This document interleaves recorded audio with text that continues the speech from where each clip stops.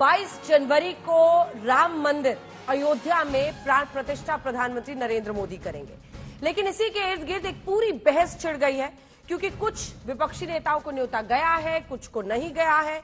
दूसरी तरफ से कई ऐसे नेता हैं अलग अलग पार्टियों के जो ऐसे मौके पर ऐसे बयान दे रहे हैं जिसको बीजेपी अपने सिरे से भुना रही है। उनका कहना ये राम का अपमान है।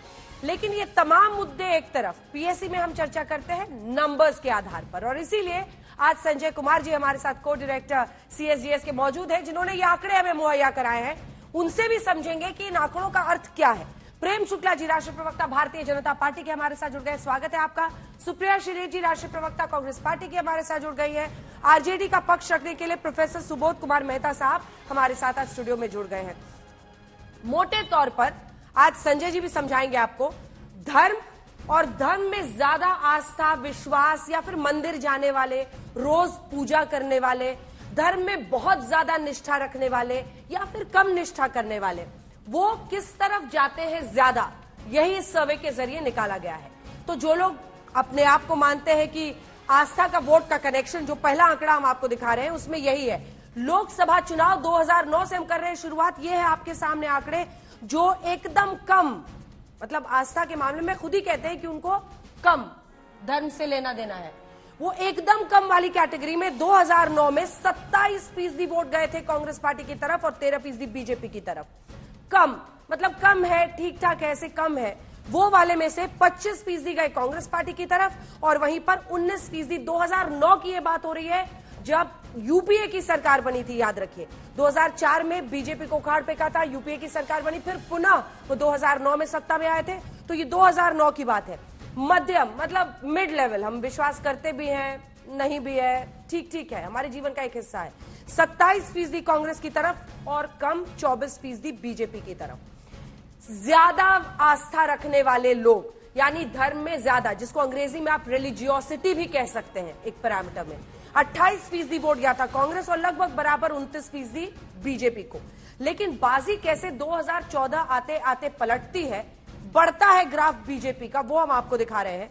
यहां पर एकदम कम विश्वास करने वाले कांग्रेस को आ जाते हैं 16%, वहीं बीजेपी के लिए हो जाते हैं 25%, जो पहले 13% थे। कम विश्वास रखने वाले 16% पे, 25 से कांग्रेस फिसल जाती है 16 पर और बीजेपी बढ़ जाती है 19 से सीधा 31 पर। मध्यम मिडिल लेवल विश्वास 17% कांग्रेस पार्टी आ जाती है 10% की गिरावट के साथ 27 से, और वहीं बीजेपी 24 में लगभग 16% की बढ़त के साथ 40% पर पहुंच जाती है और ज्यादा विश्वास रखने वाले 17% कांग्रेस को वोट देते हैं, 28 से वो फिसल के 17 पर आते हैं। तो वहीं बीजेपी 29 से 48 पर पहुंच जाती है, यानी 19% की बढ़त हो जाती है 14 आते आते।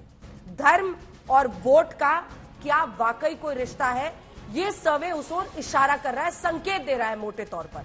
अब अगले पर आ जाइए, सीधा 2019 यानी पिछले लोकसभा चुनाव में किस तरह से ये मामला और आगे बढ़ा बीजेपी के लिए। तो एकदम कम में 18% कांग्रेस, 37% बीजेपी।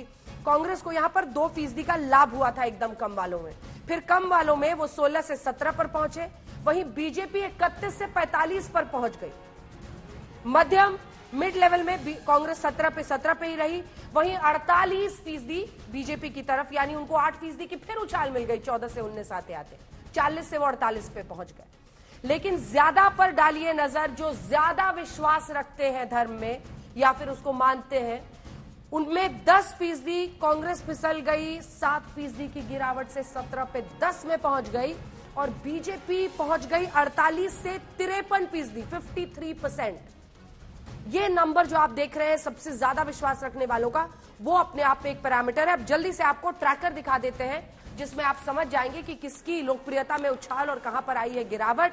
तो सबसे पहले हम आपको दिखा रहे हैं कांग्रेस का ग्राफ 2009, 14, 19, जिनकी आस्था एकदम कम थी, जिनकी आस्था एकदम कम थी कांग्रेस पार्टी का आप देख रहे हैं 27, 16, 18, वहीं बीजेपी का 13, 25, 37। अब आ जाइए सबसे ज्यादा वालों पर, सबसे ज्यादा कांग्रेस 28, 17, 10, कांग्रेस 28, 17, 10। अगला ग्राफ जल्दी से दिखाइए, एकदम ज्यादा वाला, सबसे ज्यादा आस्था रखने वाले लोग, ये देखिए, ये आ गया आपके सामने।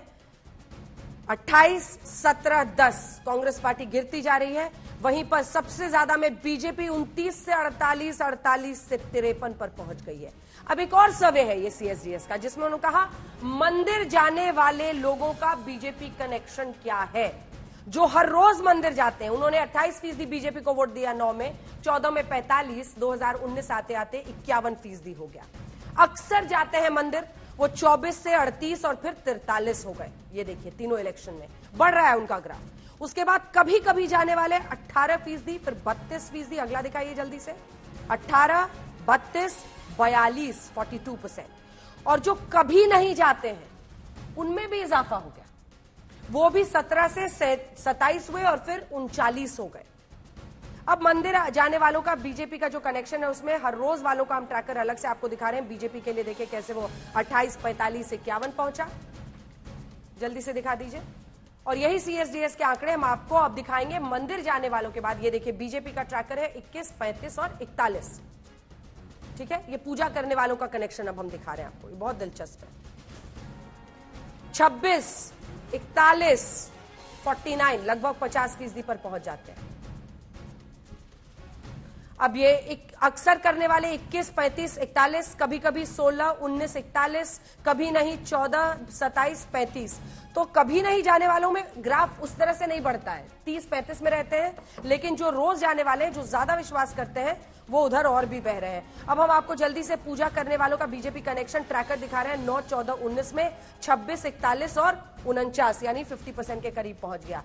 अब राम मंदिर मुद्दे से कितना फायदा बीजेपी को हुआ है, ये बहुत दिलचस्प है। सबसे पहले 1984 में 84 में बीजेपी लड़ी चुनाव अपने दम पर, बीजेपी के नाम। उससे पहले जनसंघ और जनता पार्टी के तौर पर वो लड़ते थे। 84 में देखिए 7% वोट था, 2 सीटें थी।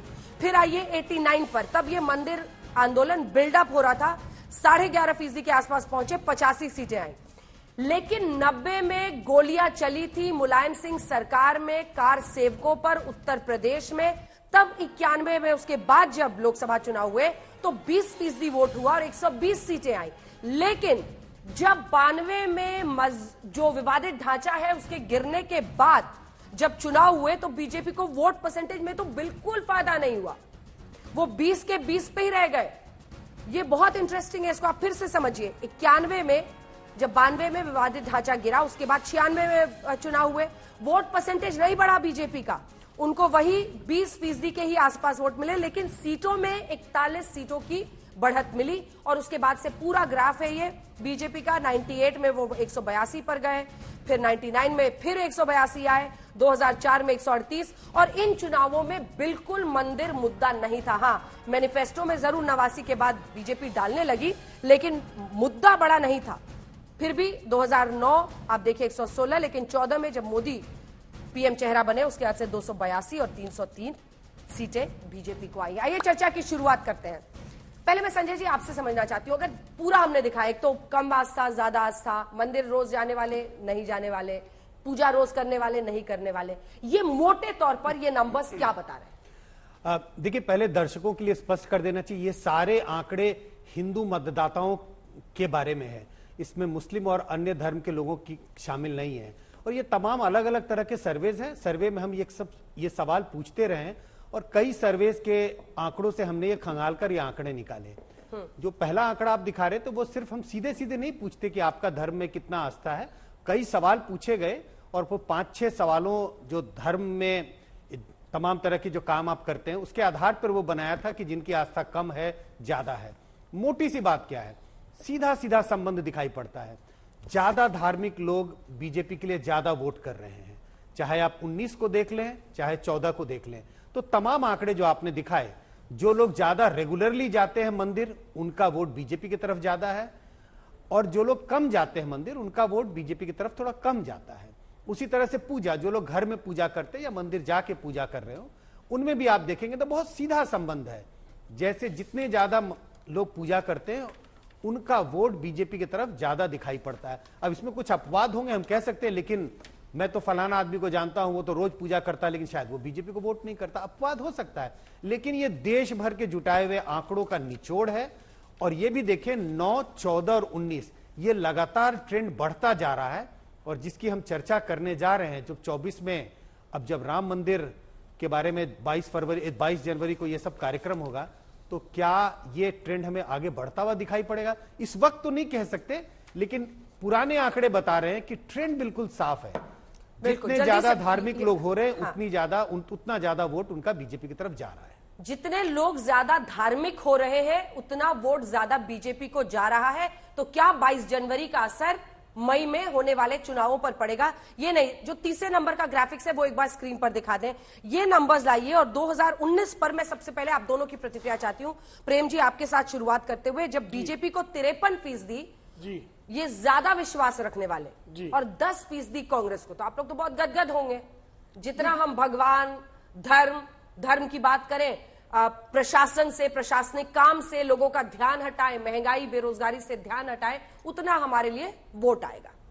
देखिए, आप ही के आंकड़े बता रहे हैं CSDS के कि हमको जो है 2009 में एकदम कम जो धर्म में आस्था रखते थे उनका फीसदी था 13%, जो 2019 में 37 हो गया, यानी उसमें 2.5 गुना का इजाफा हुआ। सबसे ज्यादा वाले 29% थे, उनका इजाफा 53% में 2 गुना भी नहीं हुआ। तो इसका सीधा सा संकेत है कि हर वर्ग में जो एकदम कम मंदिर जाता है उसके प्रतिशत में 2.5 गुना वृद्धि होती है, जो मंदिर बहुत ज्यादा जाता है उसमें 2 गुना से कम होती है। वृद्धि दोनों तरफ होती है। तो भारतीय जनता पार्टी जो कहती है सबका साथ, सबका विकास, सबका विश्वास, सबका प्रयास, वो आपके आंकड़े जो हैं उसकी पुष्टि कर रहे हैं। ठीक है, आपके पास आते हुए सुप्रिया जी, आप लोग कहते हैं कि भगवान राम मंदिर के भी पूरे मामले को राजनीतिक रूप से बीजेपी भुना रही है, उसको इवेंट बना रही है, लेकिन आपका प्लान क्या है उसको टैकल करने के लिए? क्योंकि ये नंबर्स दिखा रहे हैं कि जैसे जैसे लोग ज्यादा धार्मिक होते हैं उनका वोट बीजेपी की तरफ जाता है। 22 जनवरी को तो पूरे देश में राममय माहौल रहेगा।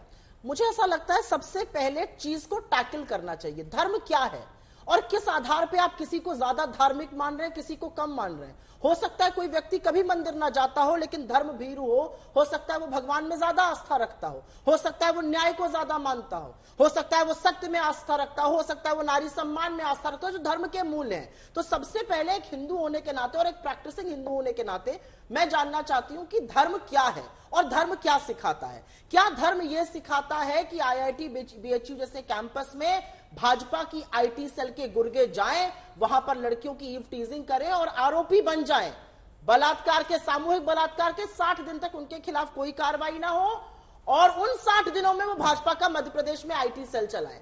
मैं पहला सवाल धर्म पर यह पूछना चाहती हूं। और अगर इतने गदगद ये लोग होते हैं, अंजना जी, आप ही का एक शब्द बोरो करते हुए, तो जो यूपी में हुआ वो नहीं होता। यूपी में एक ईमेल आती है, उस ईमेल में कहा जाता है राम मंदिर को, यूपी के STF चीफ को और मुख्यमंत्री योगी आदित्यनाथ को बम से उड़ाने की धमकी है। वो ईमेल एक जुबैर और शारिक नाम का आदमी भेजते हैं। बहुत बड़ा पाप किया इन्होंने। इन लफंगों के खिलाफ तुरंत कार्रवाई होनी चाहिए। तुरंत कार्रवाई होती है, तुरंत गिरफ्तार होते हैं और वहां पर पलट जाती है तस्वीर। वो पता चलता है ओम प्रकाश मिश्रा और ताहर सिंह है और इस पूरी साजिश देवेंद्र तिवारी ने, जिनकी योगी आदित्यनाथ के साथ तमाम तस्वीरें उसने रची। तो ये क्यों धर्मांधता का माहौल बनाना चाहते हैं? ये मुसलमान की आड़ में क्यों दंगे कराना चाहते हैं? ये क्या हासिल करना चाहते हैं? इससे क्या फायदा होता है? अगर इतना ही फायदा हो रहा होता तो ये सारी चीजें नहीं करनी पड़ती। मैं अपनी बात सिर्फ ये समाप्त करके करूंगी कि ये कोई मानक नहीं है। मुझे लगता है आप हिंदू हो, मुसलमान हो, आप दिन में 5 बार नमाज पढ़ते हो या दिन में 2 बार आरती करते हो, व्रत त्योहार कर्मकांड सब करते हो या कुछ भी नहीं करते हो और भगवान में आस्था हो, सबको बेरोजगारी से, सबको महंगाई से, सबको, किसानों को उनके आत्मसम्मान की ठेस से, महिलाओं को अपराध से निजात अगर देना है तो लोगों को पता है बीजेपी को हटाना है। ये जो बीजेपी मेगा शो कर रही है, और मैं थोड़ी सी इसमें आहत हूं, आपने कहा राममय हो जाएगा। मैं तो सिर्फ एक बात कहती हूं, इतना बड़ा पर्व होने जा रहा है, इतना बड़ा मंदिर का उद्घाटन होगा, प्राण प्रतिष्ठा होगी, उसका इन्विटेशन कार्ड बनाते समय इन लोगों ने इतनी गलतियां करी। इन्विटेशन की स्पेलिंग गलत है, मेमोआर की स्पेलिंग गलत है, हमारे शंकराचार्यों को नहीं बुलाया जा रहा है, बहुत सारी चीजें हैं। तो ये लापरवाही भगवान के नाम पे मत बरतिए। किसने कहा था अंग्रेजी में कार्ड छापे? अरे मारी गोली अंग्रेजी को, हिंदी में कार्ड छापना चाहिए था। इतने करोड़ों हिंदुओं की आस्था के साथ ये ठेस है, ये लापरवाही ठेस है और ये समझना चाहिए। जवाब दीजिए। देखिए, विनोद, धर्म की बात की, धर्म ये है कि BHU के लोगों ने, जिन लोगों ने गलती की उनको तत्काल जेल भेजा गया और भारतीय जनता पार्टी ने कहा इनको हम डिसोन करते हैं, इनके खिलाफ कार्रवाई होगी। कितने दिन बाद? लेकिन कितने दिन बाद? जब भी हुई कार्रवाई हुई, जब पकड़े गए कार्रवाई हुई। लेकिन माधवन जो श्रीमती सोनिया गांधी के बहुत करीबी हैं, उन पर बलात्कार का आरोप लगता है। वो श्रीमती सोनिया गांधी के प्रिय बने रहते हैं, मोहब्बत की दुकान खुली रहती है उनके प्रति। संदीप सिंह, उनके खिलाफ जो है एक दलित इनकी पदाधिकारी वो शिकायत करती है महिला उत्पीड़न का, कोई कार्रवाई नहीं होती। इनके आईटी सेल वाले तो भाई देखिए, धर्म यही है कि जो अपराधी है वो चाहे जो हो उसके खिलाफ कार्रवाई होगी। लेकिन यहां अगर वो सोनिया गांधी का प्रिय है, प्रियंका वाड्रा का प्रिय है, तो उसके खिलाफ कार्रवाई नहीं होगी, ये अधर्म है। ठीक है, इस पर एक जवाब, इस पर जहां तक इनका, इस पर एक जवाब। मैं छोटी सी बात कहना चाहती हूं, औरतों को लेकर और औरतों के खिलाफ अपराध को लेकर झूठ नहीं बोलना चाहिए। तुरंत कार्रवाई नहीं हुई, 2 महीने लग गए उन दरिंदों के खिलाफ, कुणाल पांडे और सक्षम पटेल के खिलाफ कार्रवाई करने पर, जिनकी मोदी जी से लेकर स्मृति ईरानी और मुख्यमंत्री योगी आदित्यनाथ से लेकर जेपी नड्डा जी के साथ तमाम तस्वीरें हैं। उन सब के खिलाफ कार्रवाई करने में आपको 2 महीने लगे। एफआईआर लॉन्च होने के बावजूद आपने उनको मध्य प्रदेश अपने प्रचार प्रसार के लिए भेजा, और कांग्रेस के यूपी के अध्यक्ष अजय राय ने जब पहले दिन कहा था इसमें बीजेपी के लोग शामिल हैं, तो उनके खिलाफ आपने कुकृत्य किया था, एक एफआईआर लॉन्च करी थी, माफी मांगी है सबसे पहले। और जिन लोगों का आपने नाम लिया, पुलिस इसकी जांच करे, अगर उसमें कोई दम है तो उनके खिलाफ कार्रवाई होगी, अगर नहीं है तो आपकी तरह हम मुंह नहीं फेरेंगे। हम ब्रजभूषण शरण सिंह को नए सदन में बिठाकर लड़कियों को सड़कों पर नहीं पिटवाएंगे। यह धर्म नहीं है, क्योंकि मेरा जो हिंदू धर्म है वो मुझे सिखाता है दैहिक दैविक भौतिक तापा, राम राज नहीं कहूं व्यापा। मेरा धर्म मुझे सिखाता है यत्र नार्यस्तु पूज्यन्ते रमन्ते तत्र देवता। जहां नारी का अपमान है वहां धर्म सिर्फ पाखंडी और ढोंगी करते हैं, जो काम आप लोग कर रहे हैं। माधवन आज भी करीब है और माधवन पर आरोप लगाने वाली लड़की सामने है। कर्नाटक में जो है स्वयं हाईकोर्ट कहता है कि एक दलित समाज की महिला का वस्त्रहरण किया जाता है। कर्नाटक का हाईकोर्ट कहता है कि महाभारत काल में द्रौपदी के जो साथ जो हुआ उससे भी बुरा हुआ। अभी बिहार में ये सरकार में है, एक दलित महिला को पुलिस पीटती है, लेकिन इस पर कुछ नहीं। लड़की हूं, लड़ सकती हूं, लेकिन कर्नाटक में चुप रह सकती हूं, बिहार में मौन साध सकती हूं। माधवन के खिलाफ कार्रवाई नहीं होगी, संदीप सिंह पर कार्रवाई नहीं होगी। असम की इनकी जो है महिला शिकायत करेगी, उसको पद से मुक्त कर दिया जाएगा, लेकिन जिसकी शिकायत होगी उस पर कार्रवाई नहीं होगी। तो इस पाखंड को, इस ढोंग को, इस धर्मद्रोह को देश जानता है, पहचानता है, तंदूर कांड वालों को भली बात जानता है। सुबोध कांत अंजना जी, मैं एक 10 सेकंड की बात कहती हूँ। आप हर व्यक्ति का नाम लीजिए यहाँ पे आकर। पुलिस कार्रवाई आपके लोगों के खिलाफ क्यों नहीं हुई 60 दिन तक? क्यों ब्रजभूषण शरण सिंह आज भी बैठा हुआ है? क्यों वो कहता है दबदबा कायम है और उसके बाद आपको भंग करना पड़ता है? और जो नया चेयरमैन कहता है वो भंग होने को मानता ही नहीं है WFI को। अगर इन सब बातों का जवाब नहीं है तो जिस तरह से सुई पटक सन्नाटा आपके शीर्ष नेतृत्व ने महिलाओं के खिलाफ रखा हुआ है वो अभी भी बरकरार रही है। एक बात का जवाब दे दीजिए, उत्तर प्रदेश में ओम प्रकाश तिवारी, ताहर सिंह और देवेंद्र तिवारी जो खास है योगी आदित्यनाथ के, गौ परिषद चलाते हैं, भारत माता गौ परिषद चलाते हैं, उन्होंने नकली ईमेल मुसलमान बनकर क्यों भेजी? देखिए, माधवन सबसे खास है, संदीप सिंह बहुत खास है, उस पर बहुत साधा हुआ है, और यहाँ ब्रजभूषण शरण सिंह पर कार्रवाई हो गई, माधवन पर कभी कार्रवाई नहीं होगी। क्या कार्रवाई हुई? अरे कार्रवाई हुई और बाकायदा जो झूठ था वो भी पकड़ा गया। कार्रवाई हुई? कार्रवाई हुई और तत्काल झूठ पकड़ा भी गया, लड़कियों का FIR झूठ पकड़ा गया, झूठ पकड़ा गया। क्या कार्रवाई हुई? वापस टॉपिक पे चिल्लाना ही बता रहा है कि बलात्कारियों का संरक्षण देने वाली मोहब्बत की दुकान है, बलात्कार की दुकान बोल लो, बलात्कार की दुकान खुली हुई है, बलात्कार वापस की। डेटा पर आते हैं, डेटा पर आते हैं। Graphics number 3, graphics number 3, graphics number 3।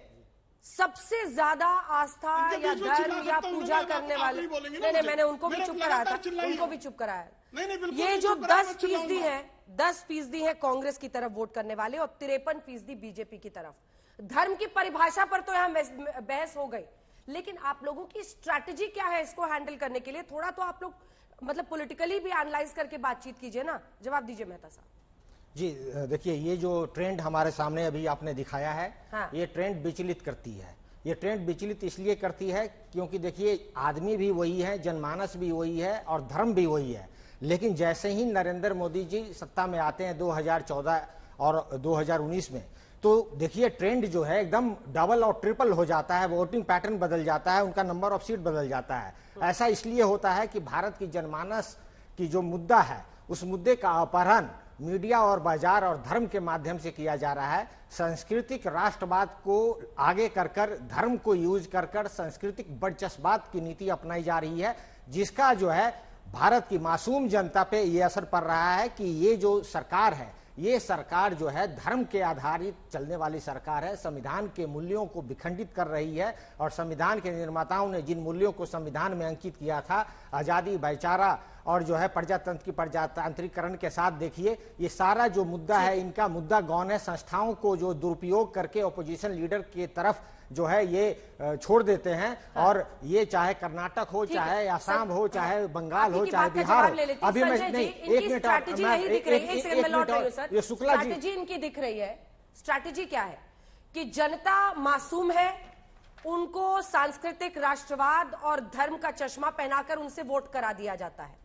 ये स्ट्रैटेजी क्या पॉलिटिकली आपको सही लगती है इसको काउंटर करने के? क्योंकि आपने भी कहा 22 जनवरी के बाद ये ग्राफ बताता है कि हो सकता है कि बीजेपी की तरफ और वोटर्स हैं। देखिए अंजना जी, आपने शब्द का इस्तेमाल किया, जनता मासूम है, इन्होंने किया है। हाँ, और क्या यही स्ट्रैटेजी है? मुझे लगता है चुनाव में जो भी पार्टी जाती है, चुनाव हो, कोई खेल हो, कोई एग्जामिनेशन हो, हर व्यक्ति को अधिकार है स्ट्रैटेजी बनाने की।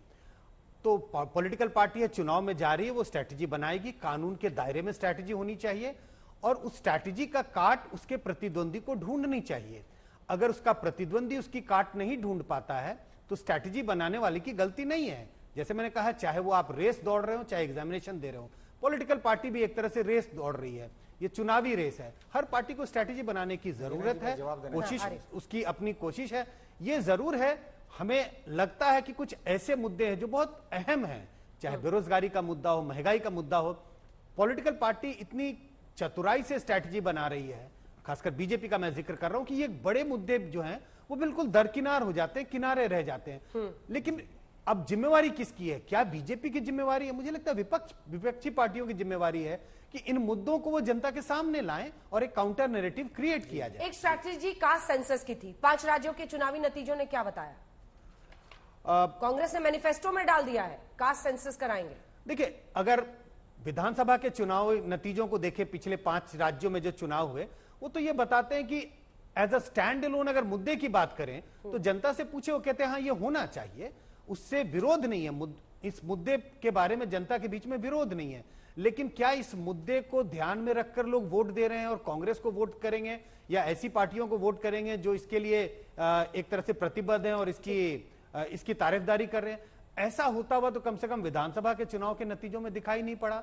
अब आने वाले लोकसभा चुनाव में ये होगा या नहीं होगा, ये देखने की बात। ठीक है, मेहता जी एक जवाब जी। देखिए मैम, आपने अभी स्ट्रेटजी की बात की, तो जो स्ट्रेटजी हमारे सामने है वो बहुत पहले से भी ये स्ट्रेटजी रही है, संपर्क और संवाद का स्ट्रेटजी है। माननीय राहुल गांधी जी ने भी संपर्क और संवाद कर रहे हैं, हम लोगों की पार्टी राष्ट्रीय जनता दल भी संपर्क और संवाद की स्ट्रेटजी कर चाहे जाति जनगणना हो, रोजगार का बात हो, सिंचाई की बात हो, जो है एम्प्लॉयमेंट की बात हो, पढ़ाई की बात हो, और जो है आरक्षण के और जो कल्याणकारी राज्य की अवधारणा को जो विखंडन किया है, इन सब मूल्यों को लेकर हम जनता के सामने जा रहे हैं। और हर राज्य में देखिए, इंडिया अलायंस के जितने भी लीडर हैं हमारे, हर एक राज्य में मजबूत स्थिति में है और वो अपने अपने राज्य में जो है मजबूती के साथ जो है हम लोग जो है जनता के सामने और संवाद कर रहे हैं। संपर्क और संवाद, और अभी तो राहुल गांधी भी निकल रहे हैं भारत जोड़ो न्याय यात्रा पर, जिसमें वो आप लोग कहते थे नदन इंडिया में नहीं जा रहे हैं, 355 सीटें जिन राज्यों में कवर हो रहा है उन सभी जगहों पर जाएंगे। पहले उन्होंने कहा कि संविधान के अनुकूल काम नहीं कर रहे। भाई ये बताइए,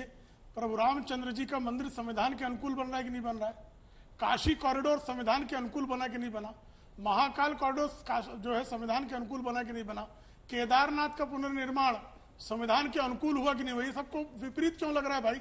हज हाउस बनेगा तो ही संविधान के अनुकूल होगा, रोजा इफ्तार होगा तो ही संविधान के अनुकूल होगा। तो कृपा करके संविधान की सुविधानुकूल व्याख्या करना बंद करें। एक बात ये संपर्क जहां और संवाद की जहां तक बात है, तो भारतीय जनता पार्टी का शीर्ष नेतृत्व से लेके नीचे बूथ का कार्यकर्ता तक सतत संवाद और संपर्क करता है। हमारे यहाँ तो पन्ना प्रमुख भी जो है वो मतदाता से सीधे संपर्क करता है और हमारे आदरणीय अध्यक्ष जी भी बूथ पर जाकर काम करते हैं। आदरणीय प्रधानमंत्री जी भी बूथ के कार्यकर्ताओं से भेंट करते हैं, उनको संबोधित करते हैं, तो संपर्क और संवाद का सिलसिला सतत चलता है। ये देखिए सुप्रिया जी, हम तस्वीरें दिखा रहे हैं जब कमलनाथ के साथ मध्य प्रदेश के चुनाव के दौरान, वापस एक बार वो तस्वीरें, ये तो प्रधानमंत्री नरेंद्र मोदी की है, राहुल गांधी, कमलनाथ। लेकिन फिर भी धर्म का जब मामला आता है, मध्य प्रदेश चुनाव की नहीं है, भारत जोड़ो यात्रा की। भारत जोड़ो यात्रा की होगी, ठीक है, गलती है मेरी, उसको सुधार कर देते हैं। ये तस्वीरें मध्य प्रदेश की है, इतना तो समझ में आ ही रहा है, और वहां पर महाकाल मंदिर की ही है। फिर भी जो धर्म को ज्यादा मानने वाले लोग हैं वो बीजेपी की तरफ जाते हैं। ये क्या कह रहा है आपसे? 2019 में बीजेपी का वोट शेयर क्या था? 38%। जिस देश में 86% हिंदू हैं, 38% वोट शेयर आपको क्या दिखाता है? कि जो धर्म को मानने वाले, जो धर्म भीरू लोग हैं, जो धर्म अनुयायी हैं, वो भी इनकी बात से सहमत नहीं है। वो शांति चाहते हैं, वो भाईचारा चाहते हैं। वो नहीं चाहते हैं कि महाकाल में 960 करोड़ का मूर्तियों में घोटाला हो जाए और एक आंधी में मूर्तियां ध्वस्त हो जाएं। ठीक है, राम मंदिर बन रहा है, हम सबकी आस्था का प्रतीक है, लेकिन यह भी सच है कि वो वहां पर होने वाले जमीन घोटालों से क्षुब्ध है, जिस पर सरकार ने चिट्ठी बनाई रखी। बीच में मत बोलिए, मैं बीच में आपको नहीं बोल रही थी, फिर आपको मैं बोलने नहीं दूंगी, आप बोलते रहिए। अब आप बोलते रहिए और आपको मैं बोलने नहीं दूंगी। लेकर खड़े और थे, कस के उनको चीखिए, तो पीड़ा होगी, और उनकी कस छाती के फटेगी चीखिए, और और कस ऐसे ही के फटेगी, चीखिए। लापरवाही होगी। ठीक है, 2024 के चुनाव के बाद भी फटती रहेगी। ठीक है, अब जवाब से प्लीज। ये भाषा फटती रहेगी। हाँ, आपके शो पर प्रयोग हो रहा है। भाषा पर ये ये आपके शो में बोला गया है। अच्छा ठीक है, अब आप लोग वापस आ जाइए, Are you टॉपिक fine पर with आइए। भाषा पर भी वो कह रहे कलेजा फटता है, ये कह रहे थे, पर मत बोलिए ऐसी भाषा, मत बोलिए कि आप ही को बाद में कौन अच्छा सी मैंने लगेगा। भाषा बोली? घर पे टीवी देखिएगा, छाती आपको फटना अच्छा गलत लगेगा। भाषा है। अच्छा ठीक है, छाती ठीक है, फटना अब गलत जवाब भाषा आप लोग कहाँ गलत बोलते हैं? बताइए आपके ना। आईटी सेल के लड़के तो सामूहिक बलात्कारी नहीं, हैं। आपका तो जो है, आप कहाँ गलत चलिए, बोल सकते हैं? किसको याद वापस नहीं टॉपिक जी? पे प्लीज। वो और कोर्ट कस के पंजाब चीखिए। किसको याद नहीं, कोर्ट कौन कोर्ट थी? का कस के मामला है चीखिए। वो, और कोर्ट का डिसीजन उस हाँ, पर तो आ मैं गया है। तो कोर्ट बोल का रहा हूँ, डिसीजन बेवजह मत बोलिए ना और सर। कस के मैं कहाँ कुछ चीखिए। बोल रहा हूँ? बेवजह और मत कस के अपना नाम चीखिए। लेने पे क्यों चुप बेवजह मत रही है? बोलिए, हाँ। और कस के चीखिए पहले, चीखना क्योंकि है, बलात्कारी क्या आपकी आईटी सेल में भरे पड़े हैं। जवाब। बलात्कारी आपकी टॉपिक- आईटी सेल में टॉपिक- भरे टॉपिक पड़े पे वापस, हैं। टॉपिक। लोग आपके मुसलमान बनकर मेल कर रहे हैं, बलात्कारों धर्मांधता का से फैला मोहब्बत रहे कीजिए, हैं। बलात्कारियों असली की बात ये दुकान खोल ली है। अंजना जी, मैं शो छोड़कर जा सकती हूँ या अकेले बोल सकते मेरे हैं? बीच में इस लगातार आदमी की चिल्लाई बदतमीजी थी। करने में ठीक है, नहीं ठीक आई है, हूँ। आप- आपने शुरू प्रेम किया जी, था, प्रेम जी, मैं बोल इनके दिया पीछे ना। बोल रहा था। अच्छा आपने बोल लिया ना, नहीं, अब शुरू अब हो किसने जाए। किया? अब भाग क्यों रही है? अच्छा, मैं अच्छा, भाग अब के जवाब- जाऊँ, अब आप जवाब भगा दो, दोगी। क्यों? दुम दबा के भाग लोगे। मैं नहीं अरे भागती मत हूँ कीजिए, कहीं फिर पर यही, भी। फिर क्या सुनो, बकवास कर रहा है यार? कोई तुम नहीं है, ये क्या लेकिन बकवास कर रहा आप है? दुमदार क्या लोग बेकार की जानते बकवास हैं कर रहा है? अच्छा हम तो ये दमदार कौन और सी बात दुमदार कर नहीं रहे है। हैं? प्रेम शुक्ला जी प्लीज। मतलब यहाँ पर वापस आकर टॉपिक पे, बदतमीजी टॉपिक। करेंगे, अभद्रता। सुप्रिया जी, अरे टॉपिक। टॉपिक पर ही हूँ। तो बीच में आक्रोश बोलने तो तो दिखाइए चिल्लाइए ना। मत, चिल्लाइए मत। लड़कियों के खिलाफ हो गया, नहीं। ना मीडिया में आक्रोश दिखता है, ना भाजपा में आक्रोश दिखता है। अरे भाई थोड़ा तो आक्रोश और राहत आप भी लोग दिखाइए। लड़कियों का सामूहिक बलात्कार हुआ है, थोड़ा तो आक्रोश दिखाइए, थोड़ी तो आंख में शहद का पानी रहने दीजिए। और मत करिए, आपके घर में भी औरतें होंगी, आपकी भी बेटी होगी, आपकी भी पत्नी होगी, आपकी भी बहन होगी। ये हरकतें मत करिए यहाँ और पर कोई आकर। कर्कशा नहीं है। असलियत बात यह है अंजना जी, जो 14.25 भारतीयों ने पिछले 9 साल में इस देश की नागरिकता छोड़ दी, 13,75,000 लोगों ने छोड़ी, वो उनमें बहुत सारे हिंदू थे। आज असलियत यह है कि जब बेरोजगारी 8.8% पे है और बेरोजगार सड़क पे आता है, उसको लाठी और डंडों से पीटा जाता है, उसमें से अधिकांश हिंदू हैं। आज असलियत यह है कि 1000 रुपए का सिलेंडर जब बिक रहा है, उसमें से अधिकांश हिंदू औरतें खरीद रही हैं। यही कारण है कि धर्म को मानने वाले भी इनके बारे में नहीं बरगला रहे हैं।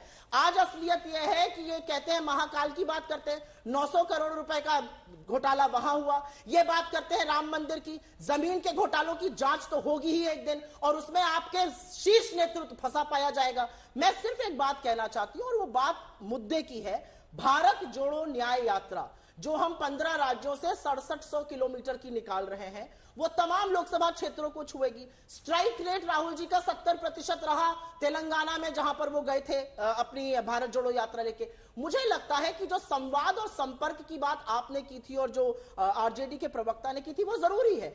आज इस देश में एक व्यक्ति अपने मन की बात बोलता है और सारे देश पर थोपी जाती है, लेकिन ये देश अपनी बात सुनाना चाहता है। भारत जोड़ो यात्रा का सबसे बड़ा मैसेज ही यह था कि हमारे मन की बात सुनने वाला कोई नहीं है, और इसीलिए हमको लगता है कि जहां पर मीडिया, जहां पर सरकार का तंत्र, जहां पर सरकार की फ्रंटल बन चुकी एजेंसीज, अगर ऑपोजिशन को सदन 150 सांसदों को निकालकर आप कानून बना रहे हैं, और ऐसे कानून बना रहे हैं कि ट्रक ड्राइवर हड़ताल करता है और आपको मुंह की खानी पड़ती है, आपको वो कानून वापस लेना पड़ता है। इस तरह से आप सरकार चलाइएगा। तो मेरा अपना मानना यह, और इसमें ज्यादा बड़ी बात नहीं करिए, मेरा अपना मानना यह, हिंदू हो, मुसलमान हो, किसी भी धर्म को मानने वाला हो, महंगाई, बेरोजगारी, आर्थिक असमानता, गुर्बत, गरीबी से हर व्यक्ति इनके राज में जूझ रहा है और वो जानता है कि ये राम राज की परिकल्पना नहीं है, क्योंकि राम राज जो कहता है कि दैहिक दैविक भौतिक तापा, राम राज नहीं कहूं व्यापा। जब लोग भूखमरी से जूझ रहे हैं तो वो राम राज की परिकल्पना नहीं है। संजय जी, जब 35% मंदिर कभी नहीं जाने, पूजा कभी नहीं करने वाले, 39% कभी मंदिर जाने वाले नहीं, 53% के आसपास आप देख रहे हैं, ये सबसे कम जो आस्था वाले 29% लोग भी बीजेपी को वोट दे रहे हैं, तो ये क्या कह रहा है फिर? जो बिल्कुल आस्था नहीं रखते हैं उनमें से भी अगर आप देख रहे हैं 37%, एकदम कम वाले। अंजना जी, ये कहना बिल्कुल गलत होगा अगर आंकड़ों के नजरिए से देखें कि बीजेपी का ग्राफ सिर्फ उन्हीं वोटरों के बीच में बढ़ा है जिनकी धर्म में आस्था है, तो शायद गलत होगा। आंकड़े बहुत साफ बताते हैं कि ग्राफ तो हर वर्ग में बढ़ता हुआ दिखाई पड़ता है। आप कंपेयर करें 2009 के चुनाव में बीजेपी के पास 18.6% वोट था, अब बीजेपी का वोट 38% है, लगभग दुगने से भी ज्यादा। तो ग्राफ तो बढ़ता हुआ सब में दिखाई पड़ेगा और यही आंकड़े बता रहे हैं। लेकिन एक ट्रेंड बहुत साफ है, जिनकी धर्म में आस्था ज्यादा है, जो ज्यादा मंदिर ज्यादा जाते हैं, जो पूजा पाठ ज्यादा करते हैं, कंपैरेटिवली वो लोग बीजेपी के लिए ज्यादा वोट कर रहे हैं कंपेयर टू उनके जो काउंटर पार्ट है। कहने का मतलब जो मंदिर नहीं जाते हैं, ऐसा नहीं कि उनमें कोई बीजेपी को वोट नहीं करता, वो भी वोट करते हैं। लेकिन अगर तुलनात्मक दृष्टिकोण से देखें तो जो मंदिर रोज जा रहे हैं उनमें से बीजेपी के वोट देने वालों का प्रतिशत कहीं ज्यादा है कंपेयर टू उन लोगों में जो मंदिर या तो कभी नहीं जाते या कम जाते हैं। साफ ट्रेंड है। एक सवाल और, 3-4 चीजों को देखते हुए बहुत साफ ट्रेंड दिखाई पड़ता है। एक सवाल और मेरे आपसे है, जब 89 में राम मंदिर को लेकर चर्चा शुरू हो गई थी, तेज हो रही थी, उस वक्त 11% के आसपास थी बीजेपी, 85 सीटें। जब 90 में मुलायम सिंह सरकार गोलियां चलाती है राम भक्तों पर, उसके बाद 20% तक वो पहुंचते हैं। लेकिन जब 92 में विवादित ढांचा गिरता है, उसके बाद के 96 के चुनाव में इनको फायदा नहीं होता है, वोट परसेंटेज उतना ही रह जाता है, सीटों में 40 सीट जरूर ये बढ़ते हैं। देखिए ये क्या बता रहा है? हाँ, उस समय एक आइडिया के रूप में था। तो एक आइडिया आप कहें कि आर्किटेक्चर एक जैसे कागज पे बना है, लेकिन जैसे जैसे वो हकीकत बनता हुआ दिखने लगा, लोगों की उम्मीदें जगी। हिंदू धर्म मानने वाले जो मंदिर में आस्था रखते हैं उनमें ऐसा लगने लगा कि ये हकीकत है और अगर बीजेपी सरकार में आएगी तो ये शायद होता हुआ दिखाई पड़ेगा, जो अब 22 जनवरी को होता हुआ दिखाई पड़ रहा है। तो लोगों का जो रुझान है वो बीजेपी की तरफ ज्यादा होने लगा।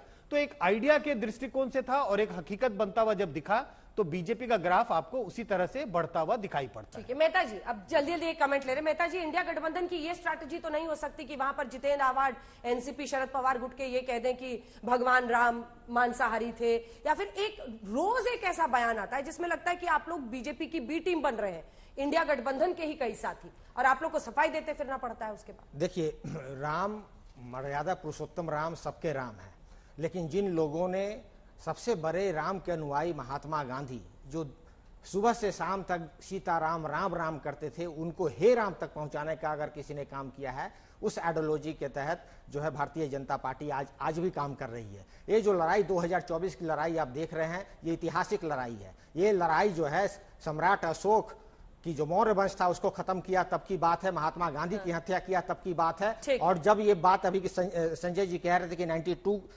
में 20% के आसपास ही भाजपा रह गई थी, तो आप देखिए उस समय जो संविधान के निर्माताओं ने जो मूल दिए थे पार्टिसिपेटरी डेमोक्रेसी का, प्रजातंत्र की प्रजातांत्रिकरण का, उसी का जो ब्यूटी था वो निकल कर आया और बीजेपी को रोकने में हम लोग कामयाब हुए थे। और आज भी मैं कह रहा हूं कि 2024 में एक तरफ सांस्कृतिक राष्ट्रवाद है, दूसरी तरफ संवैधानिक राष्ट्रवाद है। संपर्क और संवाद के माध्यम से 2024 में हम जो है उन लोगों को हराएंगे। सुप्रिया जी, दो लाइन का कमेंट प्लीज। नहीं, बस 2 ही लाइन का कमेंट है। कमेंट सिर्फ ये है कि आस्था, और मुझे थोड़ी आपत्ति इस पूरे शो पर भी, अगर मुझे पता होता तो शायद मैं पार्टिसिपेट नहीं करती, क्योंकि मुझे लगता है आस्था के बेसिस पर वोटर को डिवाइड नहीं किया जा सकता। आस्था मेरा बड़ा पर्सनल विषय है। मेरा अपना मानना है कि हर धर्म का अनुयायी, चाहे वो हिंदू हो या मुस्लिम हो, वो गुड गवर्नेंस चाहता है। हकीकत पेपर पे और हकीकत जो बयां हो गई देश में, उसमें ये अंतर है कि 15 लाख आने थे, 2 करोड़ रोजगार बनने थे, यहां पर 51,000 पर्चियां प्रधानमंत्री बांट रहे हैं। तो असलियत और जो खाके पर था उसको इस देश ने सहा है और ये देश कहता है हमारी गिनती करो, हमसे डरो मत। और इसीलिए कास्ट सेंसस एक रियलिटी है जो आपको लोकसभा के चुनावों में अगर बहुत ज्यादा आस्था करने वाले आपको वोट कर रहे हैं तो कभी पूजा नहीं करने वाले 35% ने भी 2019 में किया था, उनको अपने साथ रखना आपके लिए चुनौती होगी? नहीं, वो सब साथ रहेंगे जिनकी संविधान में आस्था है, जिनकी लोकतंत्र में आस्था है, जिनकी रामराज में आस्था है, उन सबको आदरणीय नरेंद्र मोदी जी के नेतृत्व में विश्वास है। जो बार बार परसेंटेज गिनाते हैं, सिंह इज किंग कह के चुनाव लड़े 2009 में 28% वोट मिला था, हाईएस्ट इनको 42% और राजीव गांधी के जमाने में मिला है। हम 38 तक आए हैं, 45 तक जाएंगे। चलिए इसी के साथ जल्दी एक बात बोले, खत्म नहीं होगा। कहा नहीं आपकी बात उनके क्या बोलना है। 53% जो सबसे ज्यादा मानने वाले थे उन्होंने बीजेपी, 47% सबसे ज्यादा मानने वालों ने नहीं दिया। ये प्रतिशत बढ़ेगा, ये आप लिख कर ले लीजिए। चलिए इसी के साथ कार्यक्रम का अंत करते हैं। आप सभी का बहुत धन्यवाद हमारे साथ जुड़ने के लिए। देश दुनिया की बाकी खबरों के लिए देखते रहिए आज तक।